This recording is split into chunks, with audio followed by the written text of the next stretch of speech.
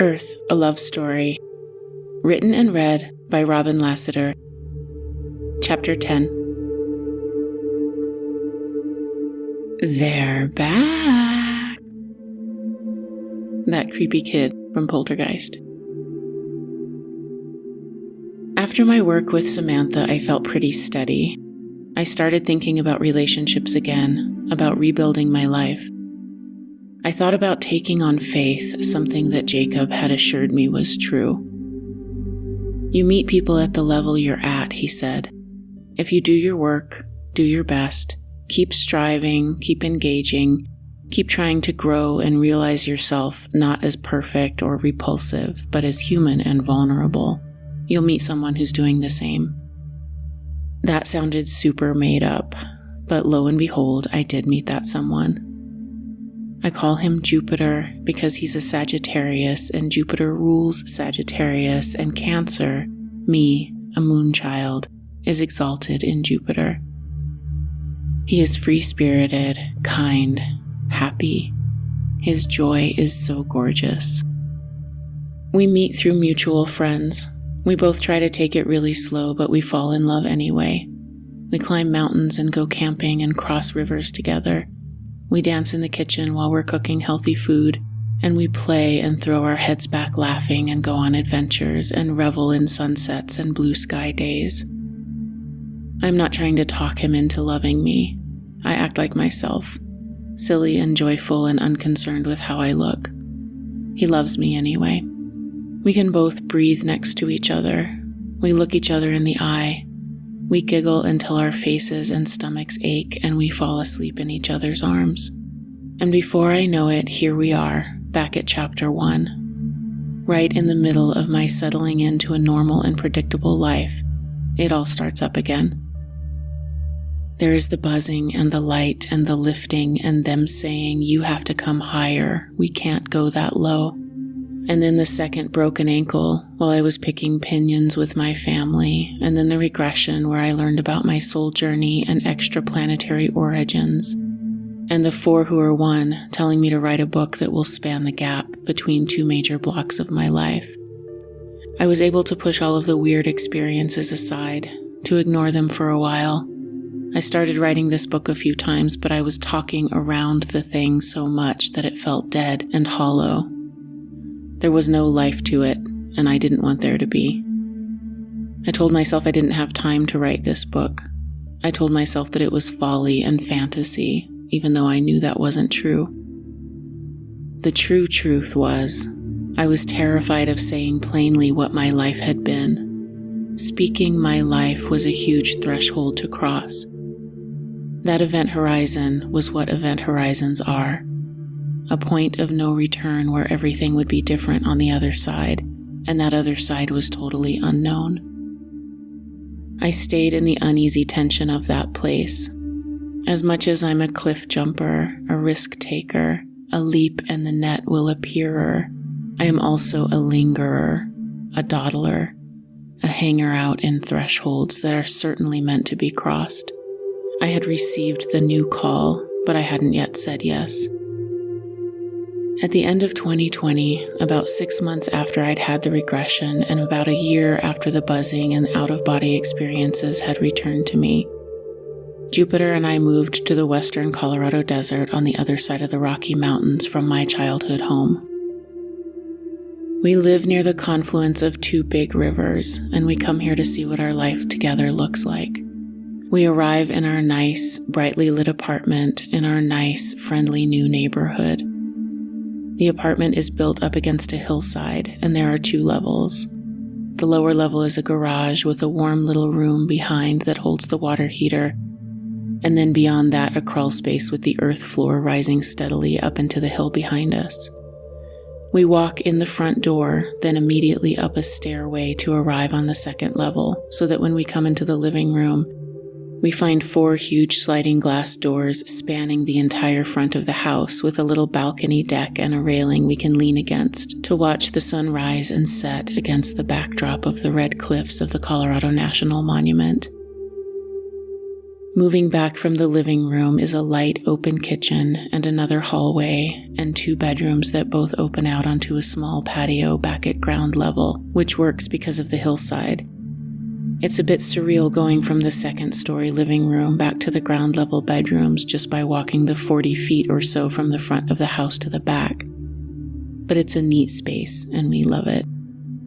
In the tiny back patio is a tree that we name and make friends with and drape with charms and shells and bells. Jupiter is traveling, so for the first week in our new place, I am alone. For no good reason in this lovely new space, I am terrified. My nervous system is on overdrive. There's a constant pressure, the intense feeling of someone standing directly behind me or beside me. I begin to get a weird electronic ringing in my right ear when I lay down to sleep at night. It's so loud I can't ignore it. It sounds maddeningly like muffled speech, but technological and robotic. I strain to catch some phrase or word, but I can't make anything out. I wake up every night at 3 a.m. and can't go back to sleep. There is the horrible sensation of someone in the room with me, in the dark, under the bed, in the closet, or standing right next to me. I turn on the lights and no one is there, and when I eventually fall back to sleep, I have nightmares. Dark, violent, invasive dreams. I use sage every day to try and clear and claim my space, but it doesn't seem to work.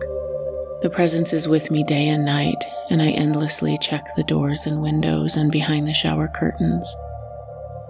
There is a ritual every time I enter the house, even if I was only gone for 30 minutes on a walk through my safe, quiet neighborhood. I unlock my locked front door and roam the house with my heart in my throat, waiting for something to jump out at me.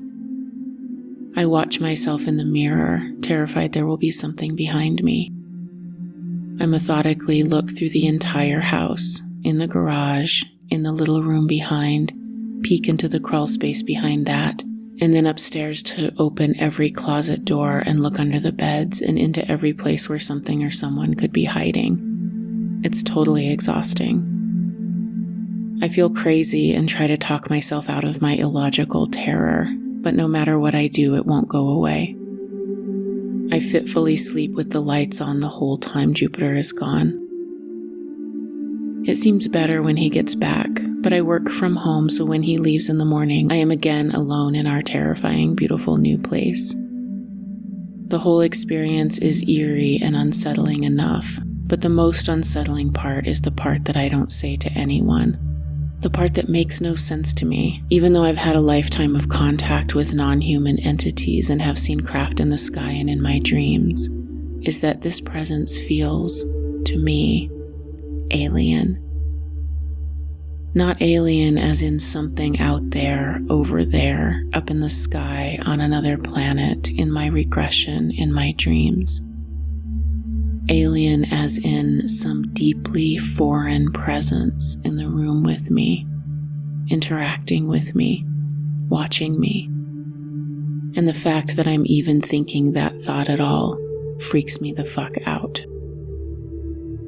Never in my life have I been interested in ufology. I didn't even know it was a thing. I didn't know about the well-documented cases and experiences that humans have had not just in the past century, but throughout all of human history. I didn't know that so many others had Armageddon dreams, an urgent sense of mission, and the buzzing paralysis. I'd never heard of Betty and Barney Hill, or Jacques Vallée, or John Mack. I find myself searching for information on that Fire in the Sky movie that I never saw because the trailer scared the living bejesus out of me as a kid. I am astonished to read the first-hand account from Travis Walton, the guy it was based on, and find it as real and baffling as my own experiences. I come across another guy named Whitley Strieber and a book called Communion, and I buy it and put it on my altar with my tarot cards and singing bowls and incense and stare at it from across the room, too afraid to crack it open. My version of this book does not have the iconic cover, but instead has a grainy gray photo of a flying saucer across the front. But even that feels so ominous and terrifying that it only adds to my incomprehensible discomfort inside of my lovely, innocuous apartment. I know what I'd been told in the regression, that apparently I'm a being incarnated here on Earth for some big mission. Going through the internal experience of that was one thing, and I had somewhat integrated it. I'm the alien, I guess. It's another thing entirely to let that reality into the consensus one. I'd always been pretty good at keeping all of my realities separate and compartmentalized, and now it seemed that wasn't going to work anymore. I think about all of this obsessively. I alternate between pretending it isn't happening to waking up from a nightmare where I'm fighting someone off and sitting up drenched in the fear and horror and presence that has invaded my bedroom once again. I tell myself that's all behind me now, and then I'm paralyzed, floated up out of my body, surrounded by buzzing and shuddering and vibration and the sick feeling again, just like all those years ago, because I don't know what happens to me when I lose consciousness. Every day I think about that thing they told me in the regression, that I should be writing a book, and every day I resist. Resistance is my special skill. And what a weird thing for a bunch of aliens to tell me to do anyway. Why would aliens care about me writing a book? Who was I? What did it matter what I thought and felt and went through? This is all insane anyway. At the same time, my career, which for 15 years had fed me and housed me and acted as the vehicle for me to be of service to the world, began to feel unmanageable and overwhelming. Even though the job came with a huge amount of responsibility and was demanding, consuming most of my time and energy, it was also my sanctuary. Even if it was a tough day, the landscape was familiar. I knew the lingo. Service was built in. I had a purpose. It gave me a normal enough looking life from the outside. Slowly, even the job was changing into something new. It was no longer a reliable source of escape into structure and purpose. The stress of the work combined with the pressure in the house and that unanswered call ringing away in the background was becoming overwhelming. I muscled my way through each work week, knowing that if I let my focus and vigilance slip, the thousands of details that needed managing in order to ensure a smooth, stable, successful schedule, in order to assure a positive, safe experience for our patients, would begin to tumble down and everything would fall apart. I couldn't afford to let my guard down. What had been second nature, having managed this business for many years, suddenly turned into a near impossible task. I was struggling mightily, white-knuckling my way through.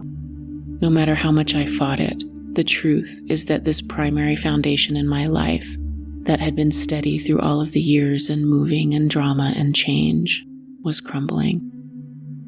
I felt like if I let go, there would be nothing to catch me. Just Jupiter.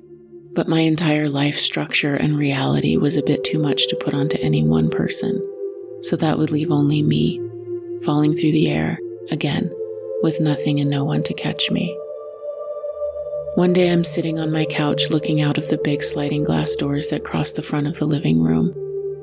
I'm looking at the deep blue sky with its shaggy white clouds suspended over the desert cliffs, and I say out loud, angry and annoyed, "If you're out there, why don't you just show yourself right now?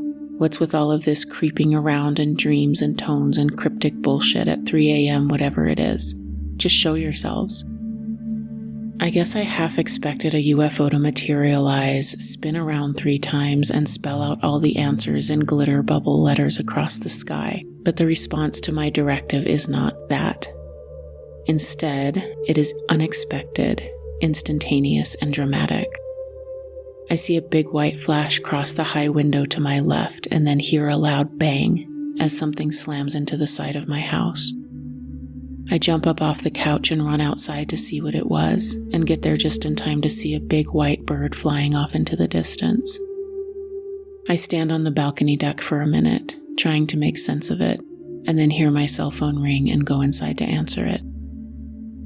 When I do, an electronic, chittering, screeching comes through so loudly that I have to pull the phone away from my ear.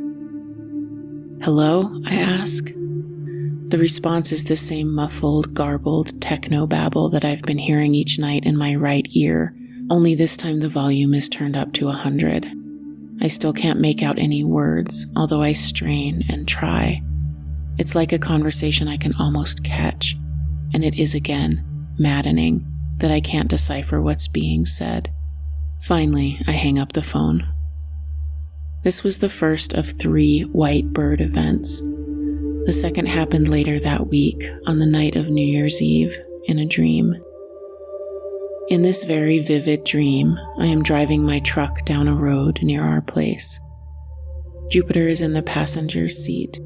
On the road in front of us is a big, angry white goose. His head low and snaking, he's hissing loudly and focused directly on me.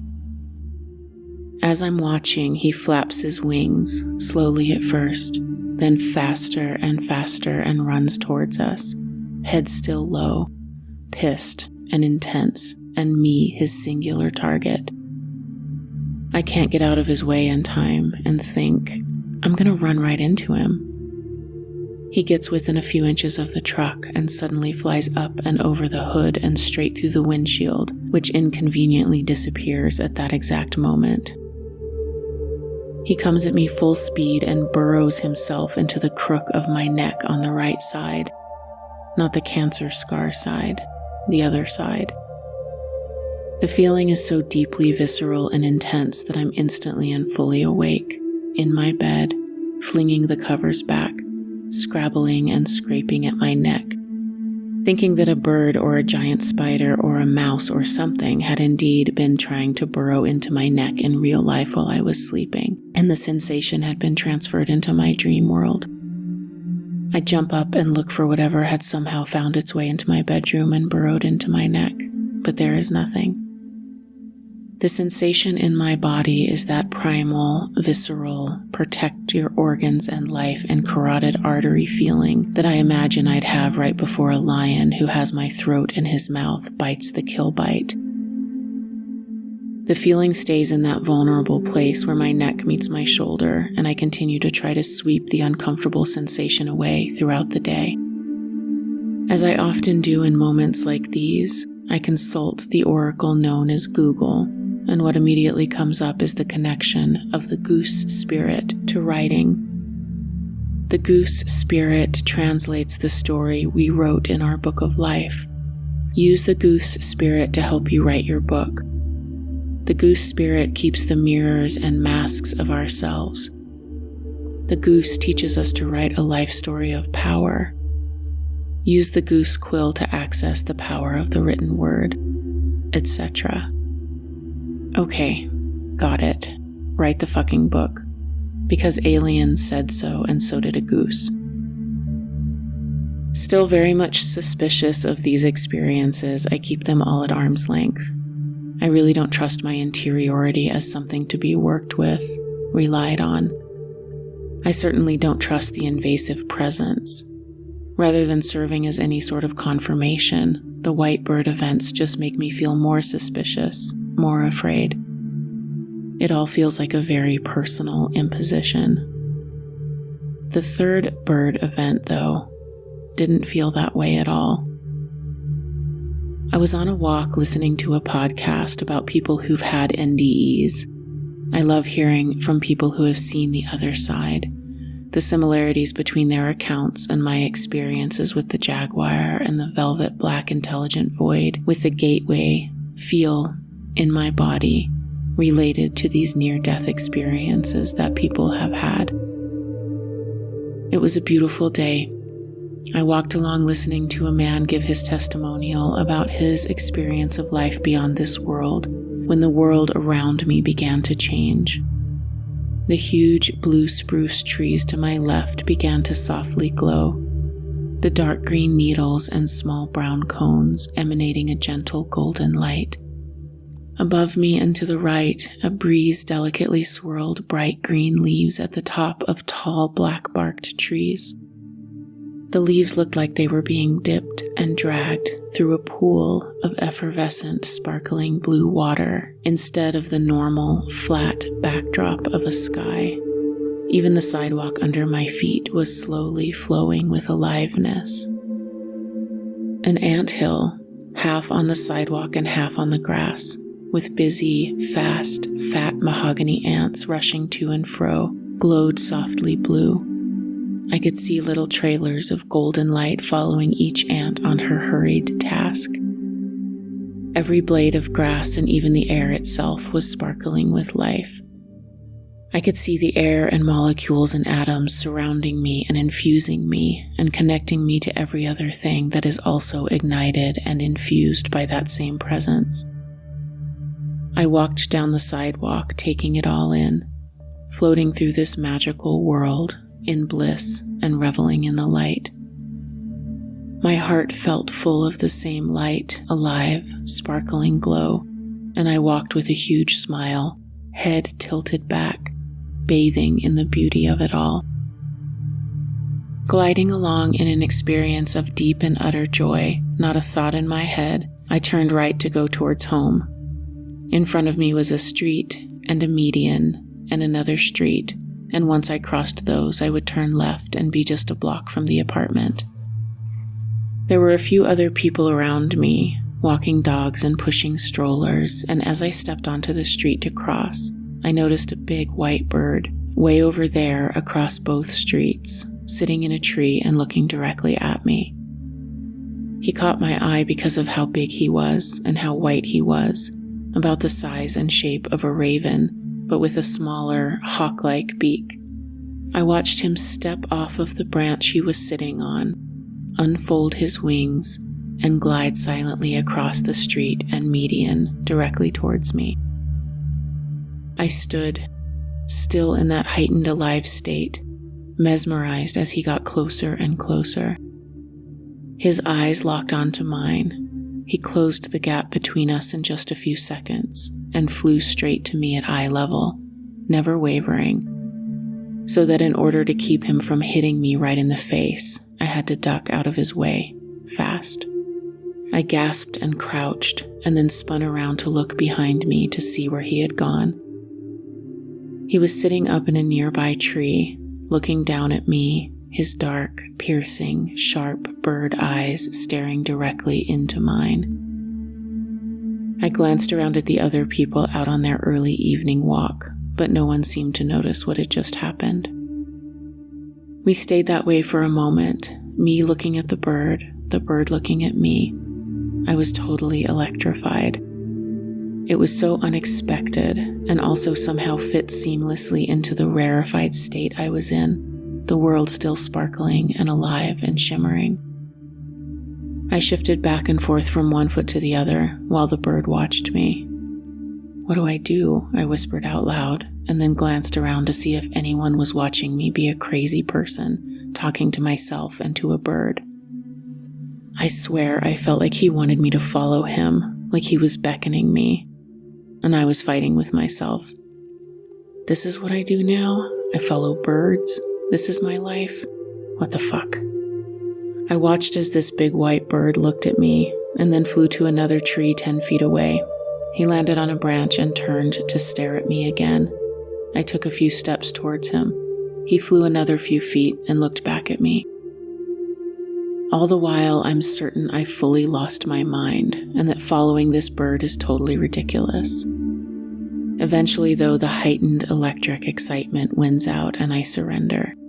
He leads me, tree by tree, into a neighborhood I've never walked through before. And as I enter, I notice that all of my numbers are here. There is 1111 and my birthday, and multiple combinations of 3, 5, and 8. The house numbers and car license plates and random garbage cans are all transmitting these numbers to me, and it's not like I'm looking for them or want to see them.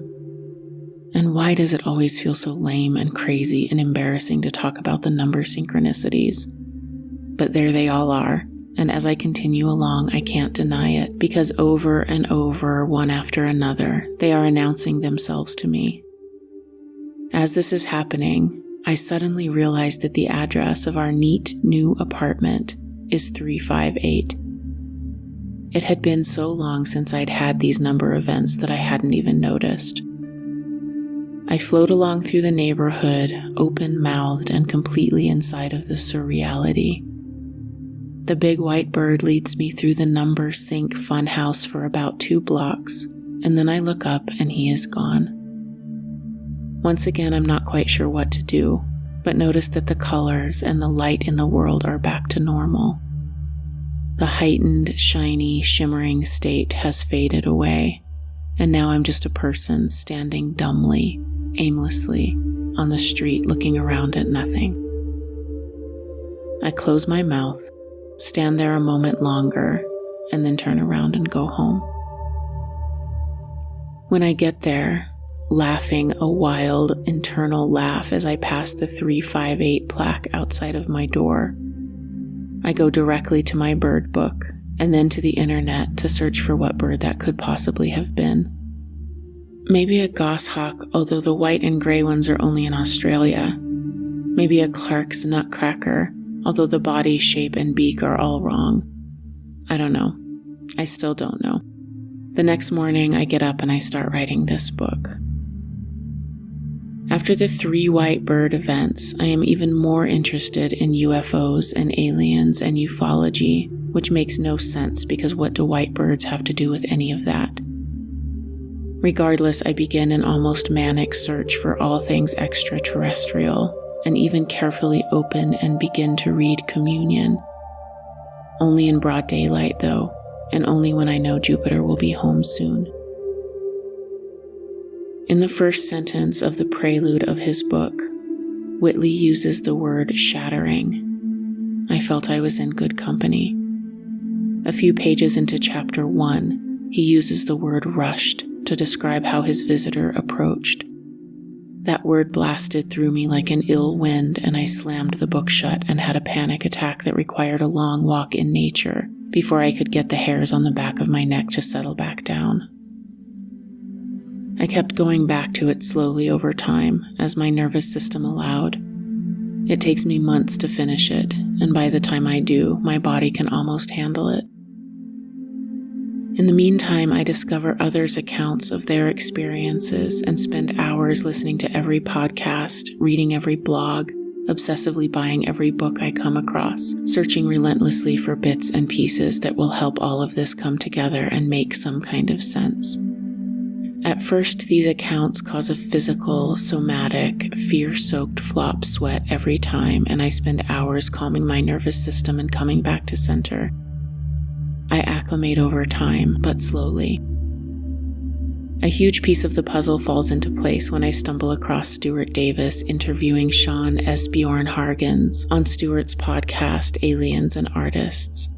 It's the first time I've heard anyone just openly give permission for all of the things that had happened to me to exist in one place.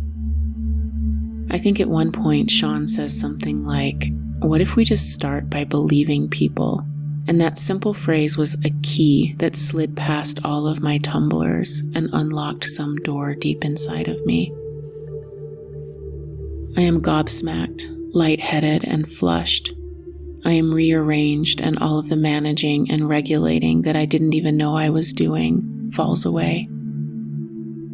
For my entire life, I'd kept what I deemed my normal, real, acceptable to the overculture so I don't get burned at the stake self, front and center in my psyche. But down the hall, around the corner, and behind a dimly lit door, there was the rest of it. A mansion's worth of rooms filled with all of the things I shouldn't or couldn't include in that normal, real, acceptable self. I'd shoved the out-of-body experiences into one room and the UFO dreams over there in another. The beings from my childhood and the haunting in New Mexico, and the 4 who are one and the precog stuff, they were all kept separate and apart. These rooms certainly all had shared walls, but they were each discrete, contained, compartmentalized. In that one moment, hearing that one phrase, all of those walls came tumbling down. Of course, even though my logical mind was caught totally off guard, down in the deep, deep down, I was primed and ready. The regression, the bird events, Whitley's book, the synchronicities, and every account I'd ingested and mobilized were down there, working in the shadows, removing a brick here, knocking down a support beam there, destabilizing the structure I had used so much energy to build, shaking my foundations. If it makes you at all uncomfortable to hear about things creeping around in the shadows of my psyche, prying chinks into load-bearing walls, wiggling loose rocks and compromising supports, good. That means I'm conveying the correct level of magnitude and gravity. The shaking and shattering and floor coming out from underneath me feeling that I felt. The walls of my psyche blew out, and the structure of reality that I'd spent a lifetime constructing, holding up, managing, trying so very hard to match up with the external reality, fell to pieces.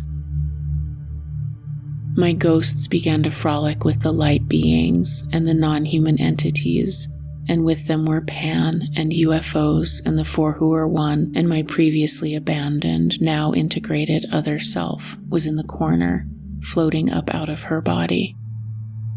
It was a terrifying, rapturous festival blitz spilling out from between my ears, and as the light came in and touched them all, as they began to coexist in a shared, wide open space within me, there was also a huge release of the psychic energy that I'd been using to manage and contain and separate and split these parts of myself.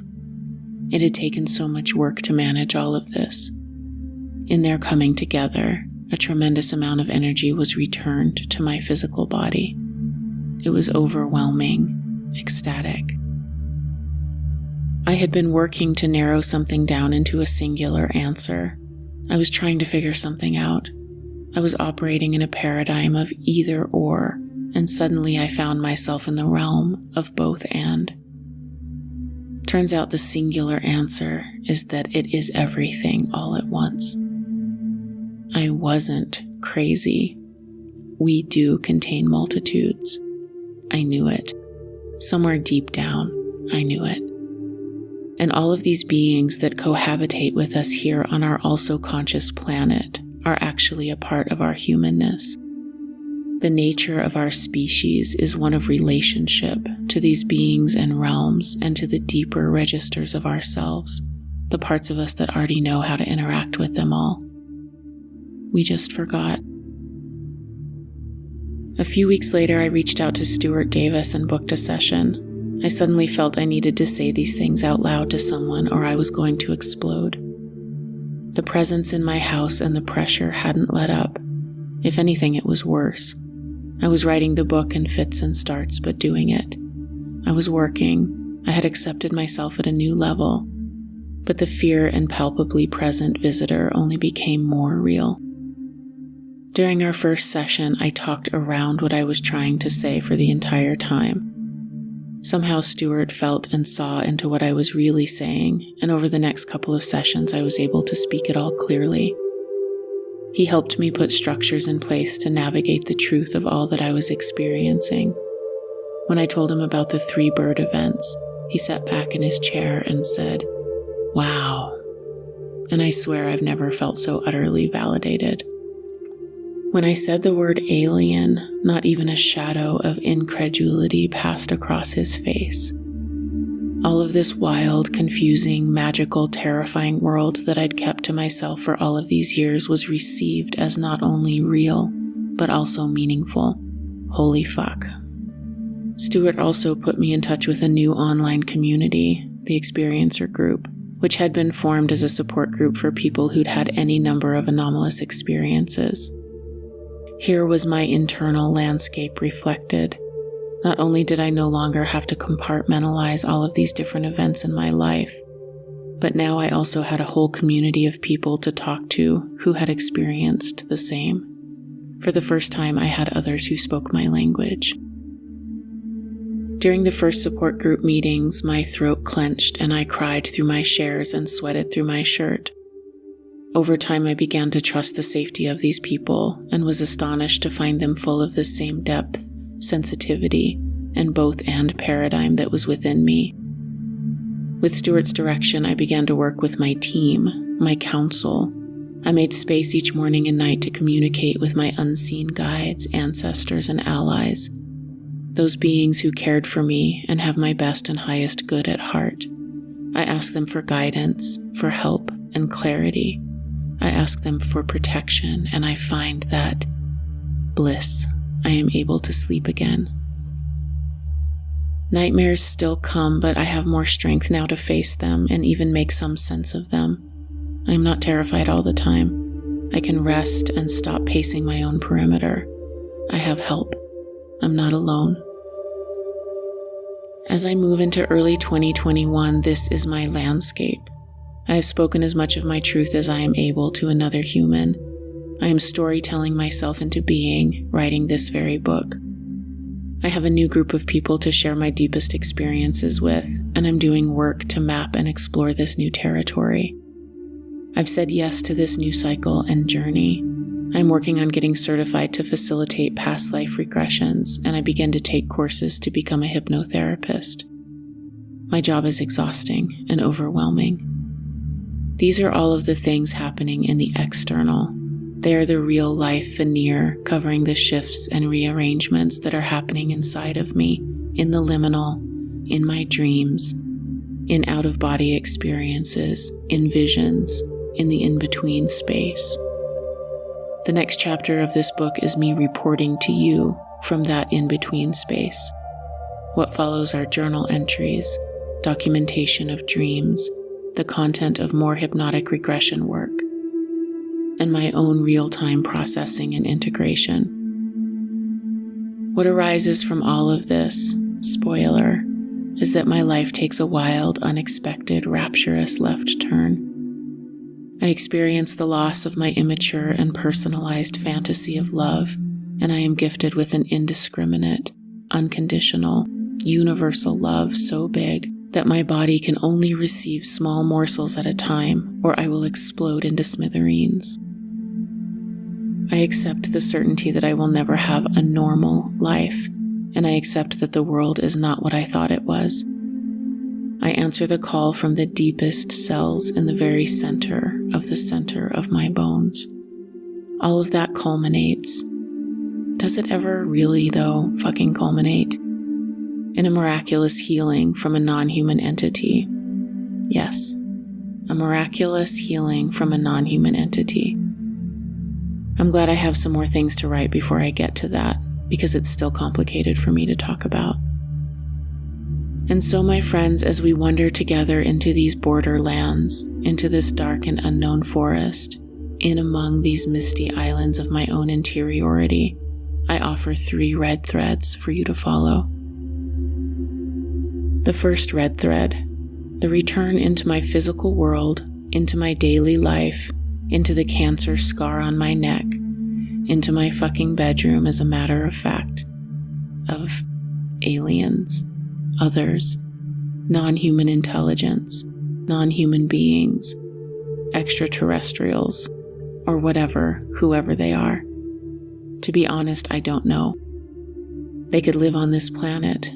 They could come from a parallel dimension. They could be only in the astral. They could have flown here in a shiny silver flying saucer. They could be hanging out with my soul self and my guides and my dead relatives, looking down at me, putting things into motion, sending me here and there, compelling me to do this or that. They could be all of those things. Whoever they are, they feel other.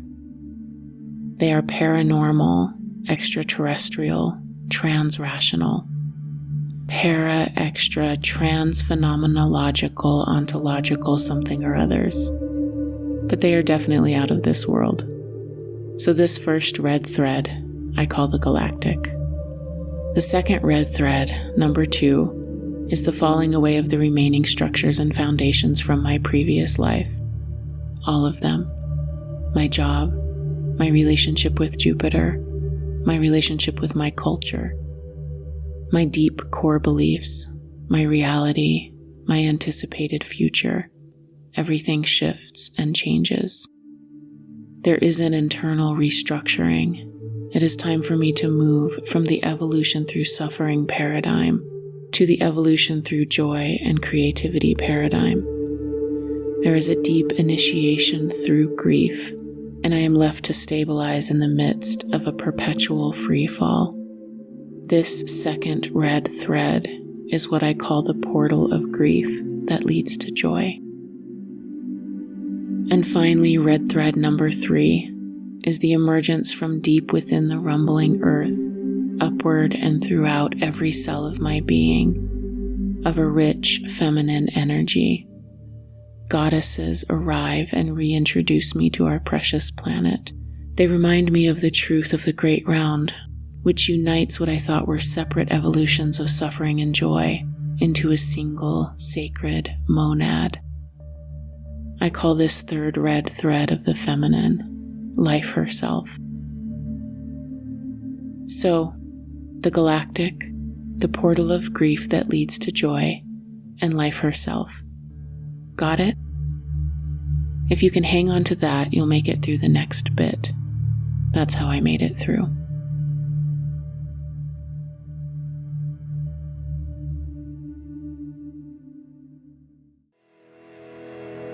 For more information, or to book a one-on-one session with me, visit honeyheart.org.